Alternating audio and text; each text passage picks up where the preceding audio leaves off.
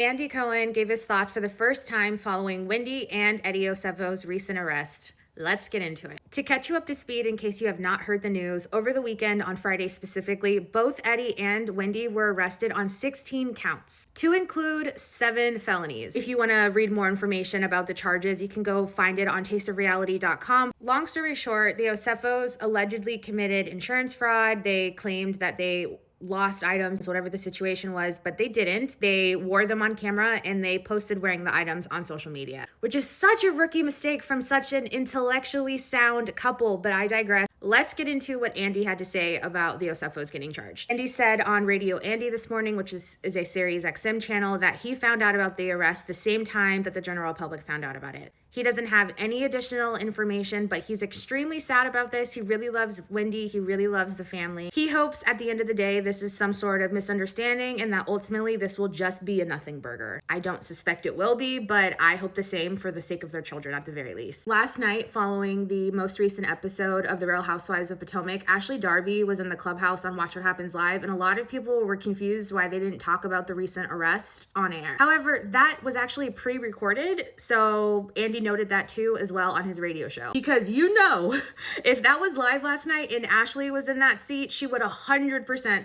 be flaming Wendy. And she has, because she recently had an event, which again was after the arrest news, and she said that Zen Wen is in the Zen pen. So she has things to say. She was not at all shocked about the arrest. I personally was. Like Andy said on his radio show, they lead with family values. They lead with education. They led with everything seemingly above board, but that is not at all what happened. So weird to watch Potomac now with knowing Wendy and Eddie are in this legal trouble. When I watched the episode last night, I was almost taken out of it because I'm like analyzing every scene. I'm looking at what Wendy is wearing. I'm looking at what she's saying, and everything is heading so odd. Those are just my thoughts on this. I really am hoping this is a nothing burger, to Andy's point, because again, their 3 children are so beautiful and they do not deserve any sort of negativity thrown their way.